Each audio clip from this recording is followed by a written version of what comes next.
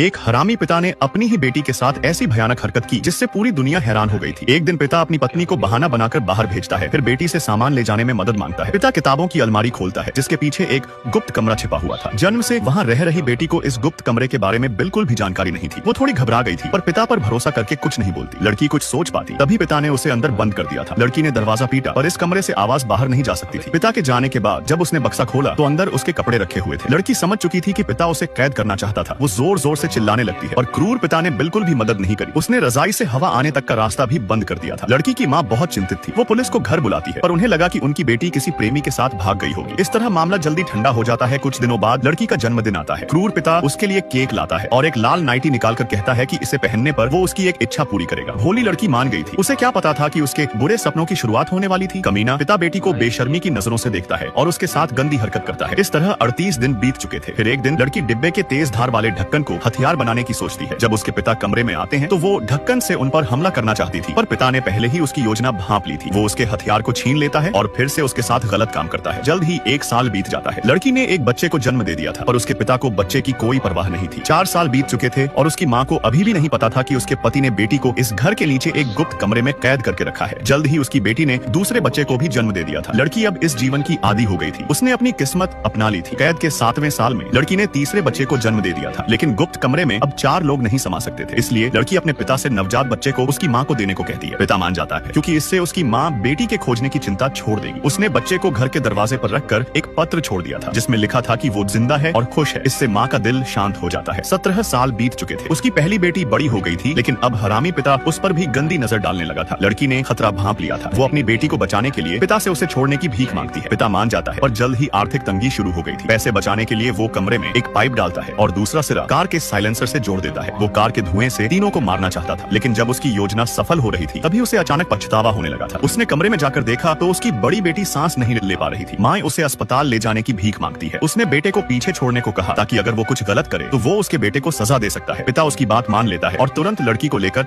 अस्पताल पहुंच जाता है। डॉक्टर ने बड़ी बेटी को बचा लिया था। डॉक्टर को पता चला कि लड़की एक कमरे में पैदा हुई थी और कभी बाहर नहीं निकली। जब डॉक्टर को लड़की का कोई रिकॉर्ड नहीं मिलता तो उसे शक होने लगता है पर पिता झूठ बोलते हैं कि वो कभी बीमार नहीं हुई, बस कभी कभार निजी क्लिनिक जाती थी। इस तरह वो बच निकलता है। फिर डॉक्टर के जाने के बाद पिता का फोन बजता है और जब वो मुड़ता है तो लड़की जानबूझकर फॉर्म पर पानी गिरा देती है। जब पिता नया फॉर्म लेने जाता है तो लड़की उठती है। उसने पिता के खिलाफ जाने का फैसला कर लिया था। वो दौड़कर डॉक्टर के पास जाती है और अपनी कैद की पूरी कहानी सुना देती है। पिता भागना चाहता था पर अस्पताल की पुलिस ने उसे पकड़ लिया। अंत में उसे उचित सजा मिलती है। कमरे से बच्चों को भी बचा लिया गया था। लड़की की माँ को यकीन ही नहीं हो रहा था कि उसका पति अपनी ही बेटी के साथ इतना भयानक काम करेगा। पूरी दुनिया हैरान थी कि एक पिता ने अपनी बेटी के साथ इतना घिनौना अपराध किया है। सच है कि एक लड़की अपने घर में भी सुरक्षित नहीं हो सकती।